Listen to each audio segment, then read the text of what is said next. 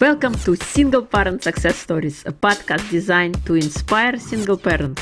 Here you'll find resources from self-care to finances to parenting and everything in between. Discover what it takes to thrive.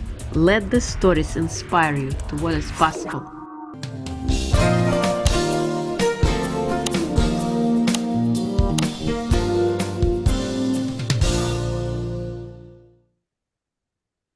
Hello and welcome to Single Parent Success Stories. Today's guest is Dr. LaTarsha Holden. She was chosen as a Georgian National Mother of the Year 2020 after she brought her family of 7 out of poverty and homelessness. Welcome, Dr. LaTarsha. It is a pleasure to have you. Oh, same here. Thank you for having me. I'm excited. Yeah, so how are you today? I'm doing well, doing well.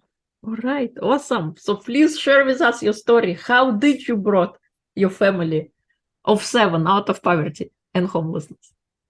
Well, it was definitely a journey. At 35 years old, I found myself homeless with 6 children. I only had a GED and very little work history. And we was homeless about 4 years. For me, to be honest, I've been an African American woman in a big city as Atlanta. I really didn't know what that would look like. How do you bring a family of that size out of poverty and homelessness? I didn't have any money. I didn't have any resources, nor did I have anybody that was affiliated with any influential people that could bring me out of that situation. So for me, I just knew I had to do something to at least save my 6 kids. I had 12 eyes watching me. And so in 2007, I remember now, we lived in a board up house and I paced the floor one night. I was just like, God, I don't know what to do. I'm scared. I'm lost. And I said, well, I got 12 eyes watching me. What do I need to do? And I decided to enroll in college. Now here I am. Last time I've been in anybody's school, I was 15 years old. I dropped out in 10th grade and had 4 kids by 22. So here I am contemplating going back to school. Don't even know what that looks like, but I was just, at this point, I was desperate for answers. And so I enrolled in college in 2007, living in a board up house at Squatters. And I just took one foot forward. When I tell you, Irina, the journey was not easy. Mentally, had God not been there, I don't know where I would be at today. That the mental shift that had to take place for me to go from being homeless to run for city council in the 2017 election, from a GED to a doctorate degree, and write about 18 books now I've written and published, and save my 6 kids from, at that time I had 2 kids in high school, 2 kids in middle school, and 2 kids in elementary. I all I can say, if it was for God, mentally, I don't think I would have been able to do a task like that. Yeah, wow. Wow. What was that, how you call it, that momentum or that motivation? What was the first step you took? I understand that you said you decided to go and attend college again, but what was it that kind of moved you into action? Well, to be honest with you, so the 4 years, so the beginning of homelessness, that's when you might stay with a sister for a couple of months and you bouncing around.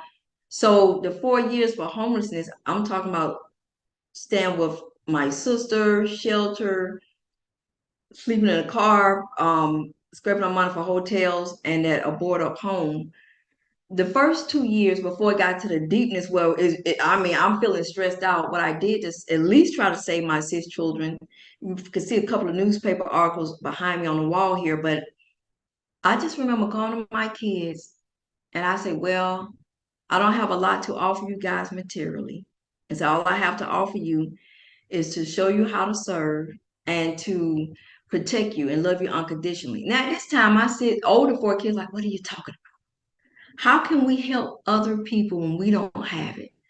And when I say I was crushed, I was so embarrassed because the only thing I had to offer them was the principles of servant leadership. I don't know where those principles came from, But I felt like if I can teach my 6 children how to give back at our lowest, then I've given them a strong foundation to become, to build on to become great leaders. So that was the beginning of me trying to at least put something to their minds. Like I said, the newspaper articles, about 4 or 5 on my wall behind me when I did the events in the community. And from there, I kept going. And then when I rolled in school, the journey got harder. It didn't, you think because you're doing something to better yourself that God will automatically make your situation better. That was not the case in my situation. And matter of fact, the journey became so hard. I remember walking into a hospital here in Riverdale, Georgia. And I told the lady at the desk, I said, I can't do it anymore. I can't, I got my kids while we going through this. I knew I just couldn't do it anymore. And I told the lady, I'm tired. She said, ma'am, are you saying you want to commit suicide? I said, yes, ma'am, I'm tired. They kept me for a week for observation. And on that floor, they had a padded room. And I remember going to the desk and I asked the lady, ma'am, can I go into that room? She said, ma'am, you're no threat to anybody. I said, I know, but I need to go in there. And when I went into that room, I remember dropping down to my knees, crying out, God, are you there? Please help me. I'm scared. I'm lost. I don't know what to do. And I would do that once a day, every day. They kept me there for a week for observation. But when they released me from the hospital, I knew something was different. Although my situation was still the same, I knew something was different. And before I knew it, I had matriculated through college with my associate degree, my bachelor's, my MBA. But when I got accepted into the PhD program for leadership studies, now I did want to bungee jump up to heaven and high five my man because I couldn't even fathom that I would see that moment when I got that acceptance letter in the mail. This is amazing, incredible. And the perseverance for you to keep going through all the struggles, through all the difficulties. I cannot imagine, so I'm not going to assume that I can. But kudos for you for resurrecting your family and going for things, even though you didn't know how or what, but you had the determination and the desire to keep going. And I think that is incredible. What are some of the things that you struggled with during your journey of single parenting? Not feeling like a failure. Um, Although I was doing everything in my power to keep my children safe because being homeless for 4 years, you're in a very vulnerable situation. Um, my older 2 kids that was in high school are boys. The girls was in middle school. So to keep them from wanting to drop out of high school from drugs to gangs and just going off into a negative lifestyle, I had to pour into them so much that it left me drained. I had to constantly, I'm your cheerleader. I'm here for you. I love you. Now, although they was probably saying back to me, why we in this situation? Why we got to be the ones that struggle? And so although I'm pouring into them, I'm getting hit. I don't know. I don't know why we're in this situation. And so for me, my self-esteem suffered. Although and it's weird because I was making moves. I was matriculating through college. Then when I got through college, I remember I heard Nelson Mandela said that how can he enjoy the limited freedom he had when his sisters and brothers were not free? And next thing I know, now I'm running for public office in 2017 because I felt that God didn't bring me that far just for me alone. But I was still in survival mode. My mindset was still in survival mode.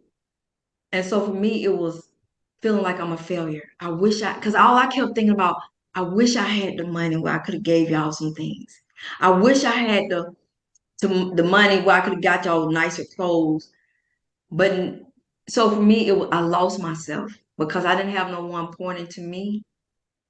That's a lot. That took a lot for me to pour into people, which were my children. But they're people. They see things that they see their friends have. They their cousins, and they're wondering why we're the poor family, why we're the family that's struggling without nothing. And I couldn't answer that. All I could say is, I love you.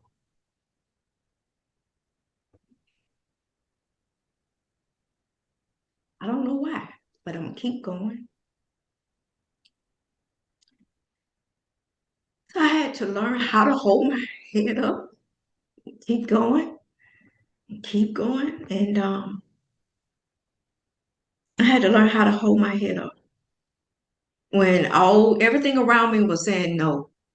Everything was around me was saying you can't do this, you can't be that. How you gonna run for public office? You was a homeless mother. How you gonna write books? How you gonna do? I kept going, even with tears in my eyes. I just kept going. I think it took my kids. They're now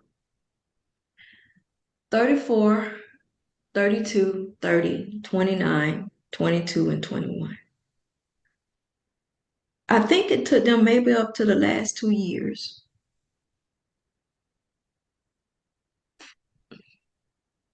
for them to probably appreciate the journey. Not only did God bring me out, they became successful adults.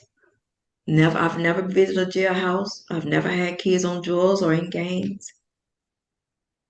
They built lives and careers in the military, college grads, authors in the medical field, entrepreneurs. And I think they finally realized that we didn't have the material stuff, but we had you know. And because they finally just now, it probably hit them now. Wow, because you kept going, you show up, you showed us how to keep going. So I'm just now coming out of survival mode, and learning how to pour back into LaTarsha, giving myself permission to live for me now. Yeah. So I it was I think sometimes kids don't realize that your parent might don't have the money.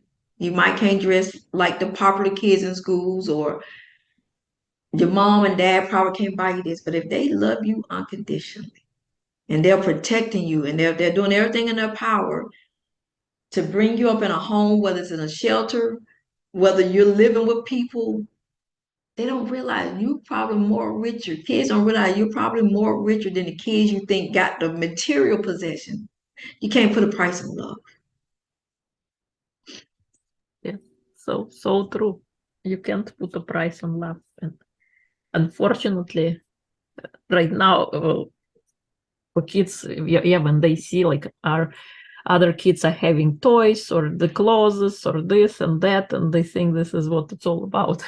Yeah. But I think you bring a good point that it's not material possessions, it's what you have on the inside, and the desire, the perseverance to keep going and to instill that in children. And speaking of that, what do you think is the most important trait to instill in a child? I would say the thing I did to instill in my children was not to put off on them what I desire for them to be. I told my 6 children, I don't care if you're the janitor, if you're the cook in the cafeteria, if you work at a restaurant, as long as you do your best, no matter what field or industry you go into, as long as you're not a menace to society, I will support whatever you do. And so I think as long as you give the kid and you don't compare your children. I didn't compare my children to ones that went to college instead of going to the military. Well, why you don't do it like this person? If you say you want to work, I'm your biggest cheerleader. If you say you want to go to school, so I never pushed college, or I gave them the freedom to figure it out, to dance to the beat of their own drum. So I would say allow kids to become the person that God created them to be. And all we have to do as parents is nurture whatever direction they want to go into and be their biggest support system. Yes, you're so right. And what would you say Do you have any suggestions, any tips? How did you find out? You have so many, you had 6 children. How did you hone in on each one's? Like, did you spend time with them one-on-one to find out, what they're all about? Do you have any suggestions or any tips on that? That is a good question. I think that's part of why they became successful. Now it takes a lot of energy, especially for me, because we was homeless and I didn't. But I realized I can't love them. We love our kids, but you can't love them. You got to love them according to their personality, who they are. One child might be meekly, one child might be headstrong. So if you try to parent the meekly child like you would do the headstrong child, to me, I didn't find out that would work. So when I've seen a child that was meekly, I catered more to their personality. Or if I seen a child that showed me early signs of being an entrepreneur, like when we was homeless, my daughter, she's 29 now, she started braiding hair. And so I didn't have a lot of money, but when I remember I took about $25, $30 I had. And when I saw she had a talent for doing hair, I took her to the beauty supply store and I got her this thing. I didn't have much. I said, but look, I can get you this to get you started. And so I started investing in her. I started investing when I saw that she was good in doing hair. And then the child that probably went to the military, he needed more structure because he was on the lazy side. So I poured into him and that. So I just love my kids. Of course, now it takes a lot of time because you really got to sit because when you're busy, parents working 40, 50 hours, probably longer than that a week or every 2 weeks on your job, you're running. But when you take the time to really see how your kids move and their personality, I would say love them. Of course, I'm a meekly child as a kid. So my mom and them couldn't be strong. They wasn't, they would have to kind of love me with a softer, if they was hard with me, it would crush me. It would crush my spirit. So I had to learn. So when I saw that example for myself, I'm like, okay, I can't build stern with that one. They need a little bit more babying. Now that one over there, I can kind of like, know what you doing? And I can kind of like talk a little bit stronger in the voice. So it's just taking the time out to love them according to who they are. Mhm. Yeah, thank you. Thank you. What kind of advice would you give to single parents who are just starting their single parenting journey? Oh, good.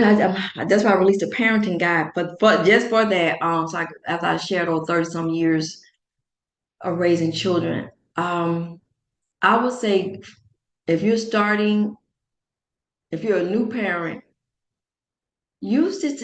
It's kind of like afterwards, but I would suggest before you have kids. But if you don't have, if you're a new parent, get to know who you are. Take the time out, maybe when the child's sleep, get to know how you really want to parent. A lot of times we parent out of how we was raised. And if you know, I didn't like that, it didn't make me feel good as a parent. Don't do it to your child. Like for me, I'm the oldest of three girls. We never really got spanking. So I took that. So you pick and choose the good out of how you was raised. For me, by us being girls, we really didn't get spankings. So I took that to my child. Okay, I like that approach. I really didn't spank them. I think out of 6 kids, they might have got 3 spankings each. So I wasn't so, mean what you say. Kids are people. They know when you bluffing. They know when you gonna lay down the law. So if you're a parent that say, hey, if you keep acting up, I'm gonna take that iPad from you. Be the person that actually follows through with what you're gonna say. But kids, because that will cause kids not to respect you if you do a lot of talking and they see you have no action behind it. Yep, totally get you. The kids do what you do, not what you say. Yes. They're great, how you call it, teachers to teach us to strengthen our own character. Yes, yes, you got to follow through. Don't those empty threats. That kids aren't gonna respect if you come with empty threats. You got to make good on if they're gonna be punished for doing bad, and you said what the punishment were, you have to stick through it, or they're gonna know how to play you, and they will play you. They kids, they're people. People gotta realize these are the people that have been with you probably the longest. outside of your siblings. So they have seen you cry. They know what upsets you. They know what makes you happy. And so kids can be manipulative. They know how to kind of ease their way around you. And so you definitely got to be somebody who stand by your word, but also be gentle as well. Yeah, yeah. What do you think is your superpower if you had to pick one? I'm big on grace and mercy. Grace and mercy. I'm big on that. We all make mistakes. So if you know you was a mom that got in trouble as a teen and you see your daughter or son, give a little grace and mercy. You know, be a person. If I would say my so that was my super strength. I'm big on grace and mercy. So I would say that. I would say that my kids find out I'm not a judgmental parent, and I really talk with I try to show an example of Jesus Christ. I'm a Christian, so I try to really model that to them. Mm-hmm. Thank you. Yeah, that's a great superpower to have. And I think I have no one ever mentioned it, so awesome. What do you think? What was the smallest thing you've done that had the biggest impact in your life so far? um, the smallest thing, the smallest. Wow. Okay. I've never been asked that one. The smallest thing I've done. I would say the smallest thing I've done that resonates with me outside of my degrees and awards and writing books. I don't know, when I go sit with the homeless, when I go feed the homeless, taking the time out of stopping feeding the homeless. And when I have pictures of us sitting there, we're talking because we're all humans and we're sharing the good times about life. And I think that brought me that right now.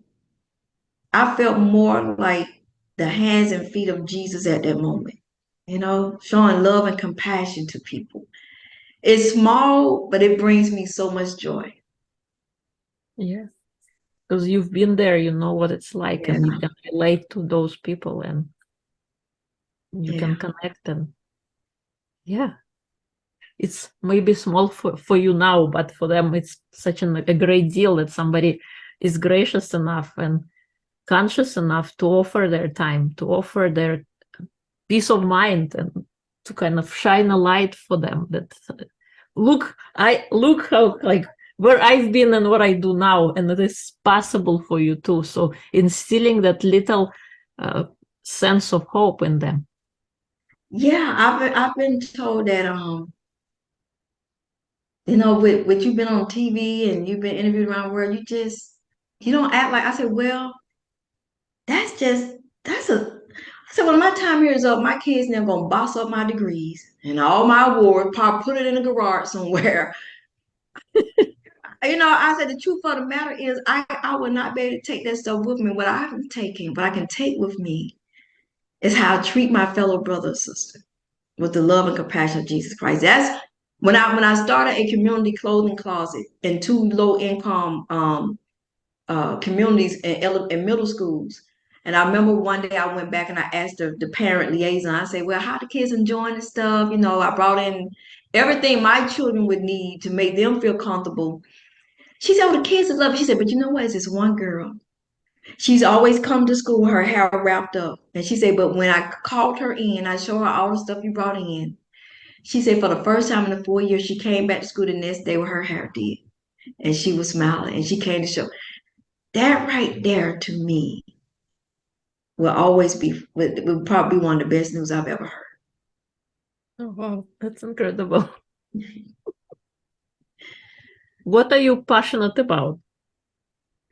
Now, I turned 50 last year, so now and everyone is grown. I've decided to spend the remaining of my days here on earth um, assisting other parents in low income community and working with the homeless community. That's what I'm passionate about. I'm not passionate about nothing else but going back, sitting and feeding and talking and walking with others on their journey. It brings me so much joy, so much. I be thinking, Lord, you about to come get me. Because it brings me so much joy when I even think about it. Because It's like when you really find out why you're here. I really found out why I'm here. And when I go and talk with them and sit and I'm feeding and fits in place and I know why I'm here. So it brings me joy. Yeah, and I think it's incredible. Oftentimes we go through life, we don't know why we are here. We just go do a job, be a thing, but realizing, why you are here, what is the point of all this, and being able to give back and be hopeful for others, bring hope for others, lead them. Yes. You were able to achieve that through your hardships, through your struggles. What is the biggest lesson you learned in your experience? The biggest lesson I've learned is oftentimes when you're going through, the people that you think supposed to help you, family and friends, are not the ones that probably God is going to use. Oftentimes those are not the people that's going to help you. And that's the saddest part, because you think, but God, they're my family and my friends. He's not going to do that. He don't usually operate like that oftentimes. He do for some, but for others. I remember we was riding around one day and everybody was crying. We was tired. We wanted a place to sleep. And this, I'm using this example to show how God would use other people. And my kids are crying, where we gonna go? I'm tired. And I said, I don't know. I'm tired too. I'm crying while I'm driving. And I heard a still small voice say, go to the Berean Christian bookstore on Cleveland Avenue. Anybody in Atlanta would know what I'm talking about. And I heard the voice. I said, what are you talking about? And I heard the voice again. Say, go there. Your help is there. And I remember when I walked into the door, I was drawn to a lady that was reading a book. And I went to her and told her what was going on. She said, well, hold on.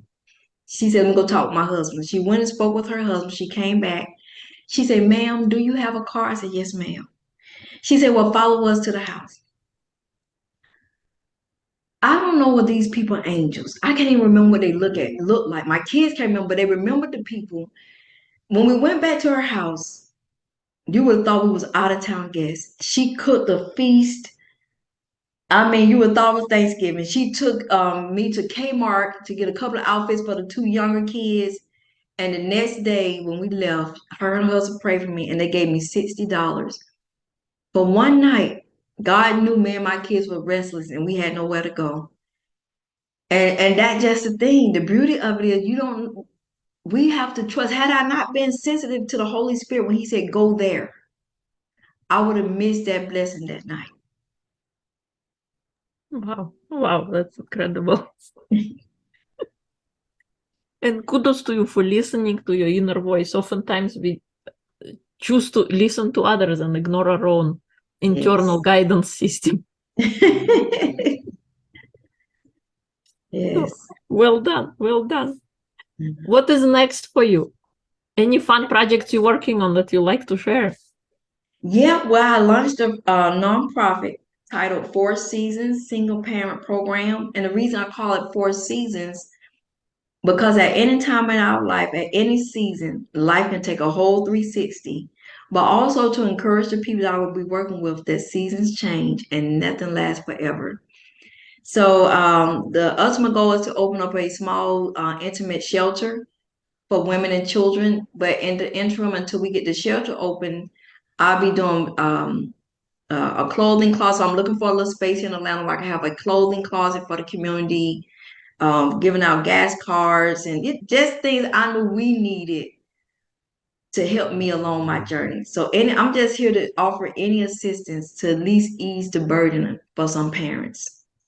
Oh, wow, that's amazing. Yeah, thank you. This is awesome. Are there any final words, anything I have not asked that you would like to share? No, I would just final words would be whoever your higher power is, keep your eyes on him. For me, as a Christian, mine is God and Jesus. I keep my eyes on the prize, which is the cross. You can't take nothing with you, so don't get caught up in the world system of what the world says success is. Keep your eyes on God, and you deserve fight for you. Nobody's gonna come. You know what I realized in that boarded up house? Nobody was coming to save us. I could have cried all day, and God, God has the power to change your situation immediately. He does. He can do it instantly. But oftentimes he don't do it like that. We have to be a willing participant in our own deliverance. So I could have stayed in that board up house crying, God help me, until I got up and started to move. That's when he started to make moves towards me. And true success does not happen overnight. So once you get to moving, don't think God's gonna do it overnight. For me now, it's been what, about 18 years, 15 years since I started college. So nothing happens overnight. Yeah, you're so right. There is a good parable or story that it takes 5 years between the time you plant bamboo seed for the bamboo to start sprouting above. But if you stop during any time, any given day from those 5 years, if you stop tilling the land and watering the plant, nothing is going to happen. So even for 5 years, you see no results, you see nothing on top.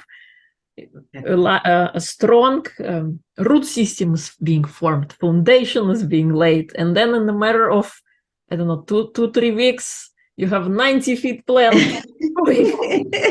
But it took 5 years for it to It does. break the land. You got to sow. You got to sow the seeds, and that's what my grandson come over. And so, well, I would say that was a small win. He'll be 12 this year in May, but at 9 years old, even my grandson became a published author. So now I'm saying, wow, had I gave up, not only will I not seen my children become a success, I'll not even see now my children's children going forward and trying to make some good bold moves. So we can't give up as parents, but do not give up on yourself. That was the biggest regret. I just want to end that. Do not stop loving you. You are a person. You deserve to be loved and treated right. You don't have to feel bad if you can't provide for your kids with the things they want. Don't let these kids make you feel bad and guilt trip you into stuff. As long as you are treating them right, and before it's not abusing them or neglect, your kids will be okay. Don't let these kids make you think they don't have the latest game or the latest. No, they'll be okay. Love and attention, and yeah. And so that's why I want to share with you parents. Do not let these kids bully you into thinking you're not a good parent because you're not letting them get their way. Yeah, I think it's a very important thing to remember. Please, if people would like to contact you or learn more about you, where would they go? You can email me at LaTarsha Holden, LaTarsha Holden, Holden. So it's LaTarsha Holden at yahoo.com. Or you can go to my website, www.drdrlatarshaholden.info.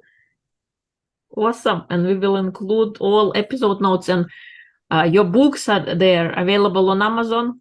Yes, all of my books, from my life story, my children's book. I got a parenting guide for new parents, and adoptive parents. So if you freshly, or if you have a parenting program and you want to get a parenting guide, I got all the wisdom I've shared over raising my 6 children.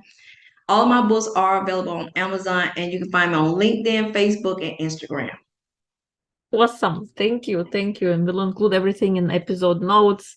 Thank you so much for coming on, sharing your incredible story, and being a guest here. Thank you. Thank you for having me.